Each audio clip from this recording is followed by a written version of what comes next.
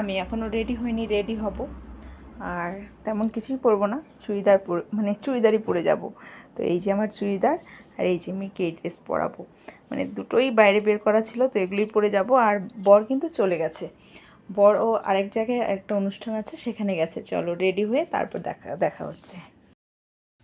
তেমন কিছুই সাজবো না, তো তেমন টাইমও নেই, তো চলো হালকা একটুখানি ব্লাউজ দেবো, আর এই যে কম্প্যাক্ট। নমস্কার বন্ধুরা, আমি বিদিশা আরও একটি নতুন ভিডিও নিয়ে চলে এলাম তোমাদের সামনে। আশা করছি ভালো লাগবে। প্রথমেই বলি, তোমরা কেমন আছো? আশা করছি ভালো আছো, আমিও খুব ভালো আছি। আর বৈশাখ মাস মানেই অনুষ্ঠান আর নিমন্ত্রণ, তাই না? আর সাজুগুজু, সাজগোজ তো আছেই, মেয়ে মানেই সাজুগুজু। আর আমার তো সাজুগুজু করতে খুবই ভালো লাগে। তো এই যে আমার জেরক্স কপি, তবে জেরক্স কপি হয়নি, কারণ প্রিন্ট আউটটা বা চার্জ ছিল না, তখন হয়তো জেরক্সের সময় উল্টাপাল্টা হয়ে গেছে। কারণ আমি যতটাই সাজতে গুজতে ভালোবাসি, হাসি খুশি ঘুরতে, ততটাই আমার মেয়ে সাজতে গুজতে ভালোবাসে না। আর কি বলবো। তো যাই হোক, সাজগোজ নিয়ে প্রচণ্ড বায়না করে, সাজতে চায় না।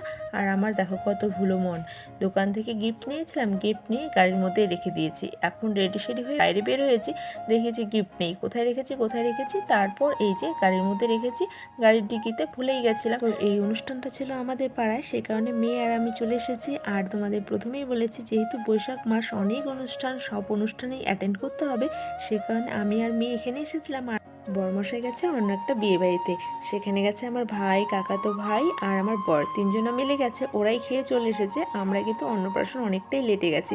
যাওয়ার আগে যে একটা বড়সড় কাণ্ড হয়েছিল, সে কাণ্ডটা পরে বলছি, যদি সময় থাকে তো। চলো, এটা ছিল পরের দিনের সকালের ভিডিও।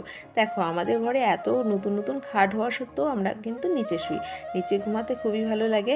আর সব থেকে বড় ব্যাপার, প্রত্যেকটা ঘরেই খাট রয়েছে, তবে ফ্যানের কানেকশন করা নেই, সে কারণে। আর এসি লাগানো হয়েছে, তবে এতটাও মানে গরম না যে এসির মধ্যে শুতে হবে, প্রচণ্ড ঠান্ডা লেগে যায়। আর মেয়ের তো বিশেষ করে ঠান্ডা লেগে যায়, আর তেমন একটা গরমও পড়েনি। আর দেখো, এই যে আমরা কিন্তু এখনো কম্বল মুড়ি দিয়ে শুয়ে রয়েছি, তাহলে তোমরাই ভাবো কতটা গরম। সে কারণে আর দরকার পড়ে না। ঘরটা না এমনিতেও খুব সুন্দর ঠান্ডা হয়ে যায় জানো। আর মাঝরাত্রে তো প্রচুর ঠান্ডা লাগে, মনে হয় যেন শীতের ওয়েদার, ঘুমটাও ভালো হয়। মর্নিং বন্ধুরা, তো দেখো আজকে সকাল সকাল উঠে গেছি, কারণ আজকে হচ্ছে যাব একটা পুজো করতে, সে কারণে। আর পুজো করতে গেলে নিরামিষ খেতে হবে। দেখো বাইরে থেকে সূর্যের আলোটা আসে, ভালো মতো দেখা যাচ্ছে না, চলো ব্যাক ক্যামেরা করি। হ্যাঁ, এই যে সকাল সকাল দেখো এখানে রান্না বসিয়ে দিয়েছি, এখানে বসিয়ে দিয়েছি ভাত, আর এখানে হচ্ছে চালটা ধুয়ে রেখেছি, জলটা ফুটে গেলে চালটা দিয়ে দিব। আর এখানে ডাল বসাবো, তাই প্রেশারটা ধুয়ে রেখেছি। তো নিরামিষ খেতে হবে যে কারণে, তো তাই হচ্ছে আর কি, সব কিছু মুছে টুছে একবারে রান্না বসিয়ে দিয়েছি। আর অনেকটা সকাল, এখন 7:30 বাজে এখন, কিন্তু উঠেছি অনেক আগে। তো চলো বাইরেরটা দেখে আসি। বাইরে প্রচুর কাজ ছিল, বাড়িতে যেহেতু কাজ করানো হয়েছে, বাইরে উঠোনটা মানে প্রচুর নোংরা হয়ে রয়েছে, ঝাড় দেওয়ানি হবে। তো সকাল সকাল তো, সে কারণে ভাবলাম যে কোনো মতে উঠানটা পরিষ্কার মানে ঝাড় দিয়েই রান্নাটা বসিয়ে দিই, ভালো মতো পরিষ্কার করে ঝাড় দেওয়া হয়নি। তো চলো বন্ধুরা, তোমাদেরকে একটা জিনিস দেখাচ্ছি। এই যে দেখো, আমার বাড়ির গাছের ফুল কি সুন্দর ফুটে রয়েছে, দেখো গন্ধটা সত্যি সামনে থেকে দেখাচ্ছি। তো যদি মানে হচ্ছে এই গন্ধটা শোনা যেত, তো এত সুন্দর না, সত্যি মন মুগ্ধ হয়ে যায়, এত সুন্দর। আর দেখো কত বড় বড় সাইজ, দেখেছো কত বড় বড় সাইজ। তো সত্যি এই গাছে অনেক আগে করে এসেছিলো, কিন্তু সব করি না পোকাতে খেয়ে ফেলেছে। আর আমাদের বাড়িতে যেই দাদা এসেছিলো, সেই দাদা প্রত্যেকটা পোকাকে একটা একটা করে কুড়ি থেকে বের করে ফেলে দিয়েছে, তখন থেকে এই যে ফুলগুলো ফুটে। তো দেখো তো কি সুন্দর লাগছে, আমার কাছে তো অপরূপ সুন্দর লাগে। তো চলো রাখি, অনেক কাজ আছে, পরে কথা হবে। যখন আমরা বের হব পুজো ঠাকুর নিয়ে, তখন তোমাদের সাথে পুরো ভিডিওটি শেয়ার করব। দেখো ওয়েদারটা তেমন একটা রৌদ্র নেই, তবে গরম হবে, রৌদ্র উঠবে। আজকের ওয়েদারটাও একটুখানি পরিষ্কারই আছে, রৌদ্র উঠবে। তো যাই হোক, এই যে দেখো আমার গাড়ির ফুল।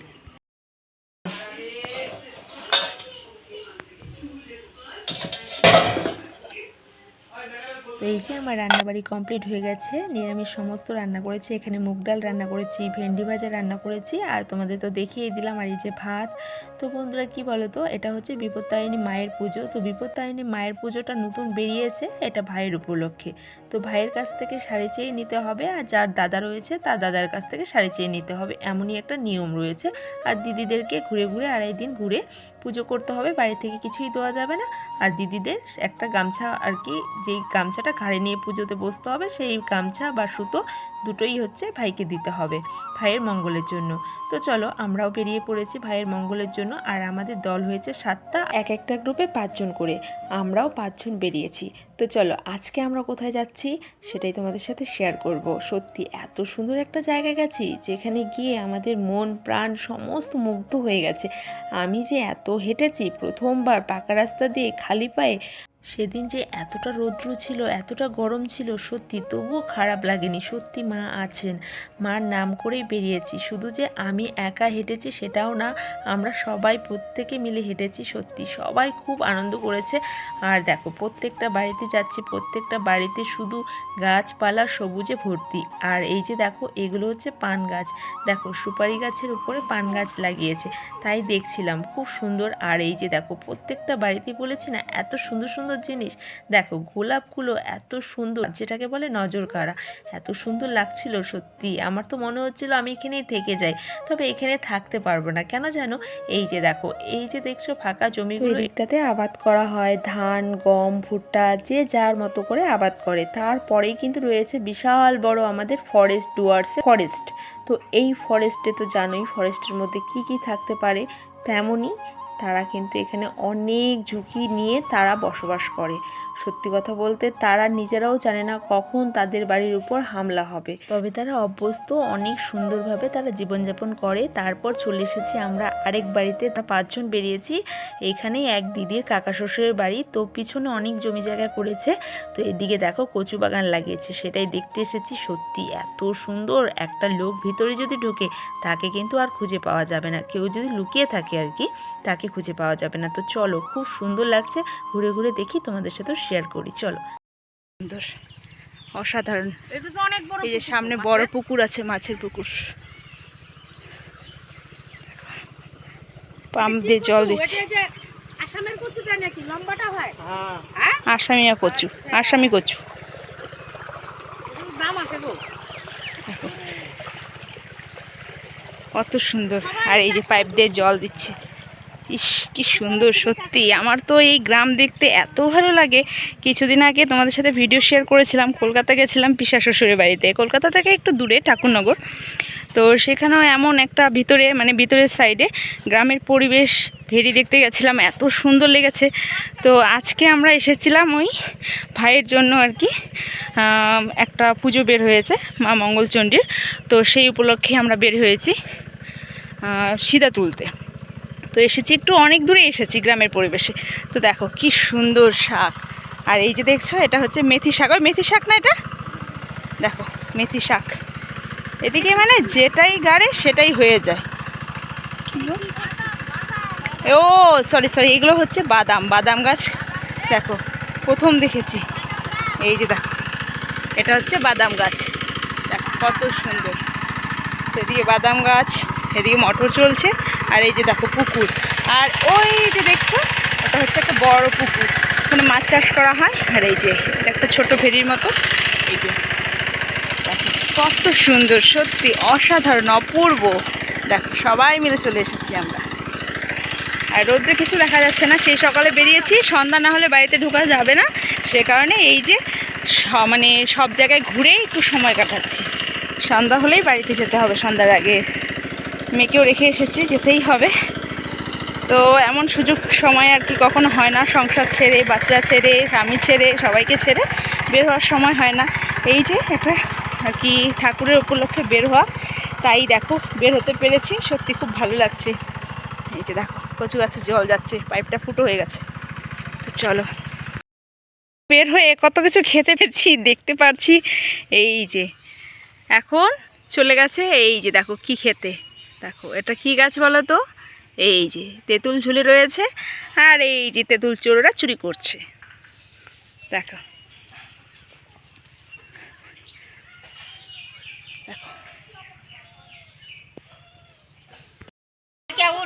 দেখো আমরা এসেছি সিদা তুলতে। আর এই যে দেখো লতি, এদিকে নিয়ে আসো তো, লতিগুলা নিয়ে যাবা।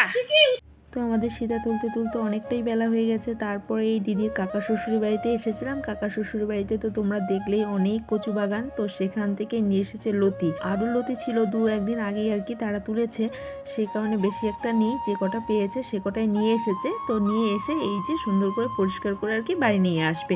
সেটাই বলছিলাম ওকে যে এসেছে এক কাজে, আর তুমি তো খুব চালাক, সংসারের জিনিস গুটিয়ে নিয়ে যাচ্ছ। তবে সে একা খায়নি, তারপরের দিনও তো আমাদেরকে বের হতে হয়েছিল, যেহেতু আমরা অনেক দূর দূর গেছিলাম, সে কারণে কিন্তু আমরা টিফিনও নিয়ে গেছিলাম বাড়ি থেকে।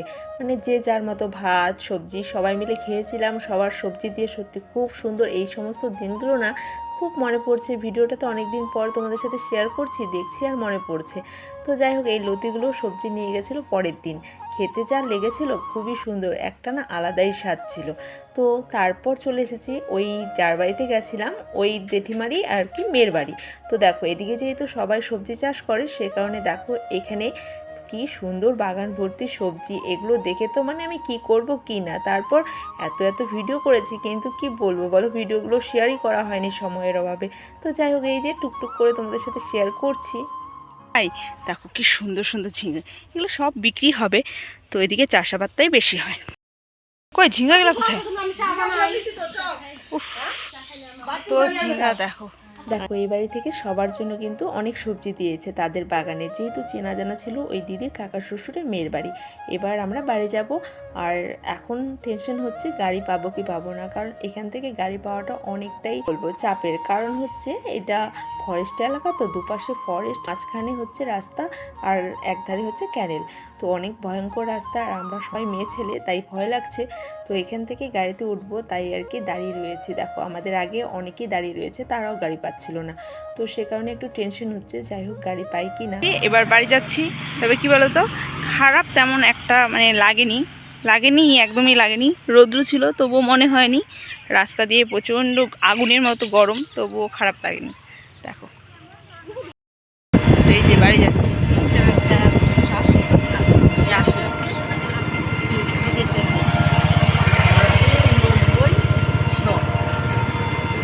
ফাইনালি গাড়ি পেয়েছি, টেনশন মুক্ত হয়েছে। ঠাকুরের নামে এসেছি, ঠাকুরই সব কিছু জোগাড় করে দিয়েছে। টোটো হওয়াতে ভালো হয়েছে, কারণ আমাদের কাছে অনেক কিছু ছিল। যেহেতু আমরা সীতা তুলতে গেছিলাম, অনেক বড় চালের বস্তা হয়ে গেছে। তো এই তো চলে এসেছি, আমরাই সবার ফার্স্টে এসেছি, আর আমরাই কিন্তু সবার থেকে বেশি চাল উঠিয়েছি।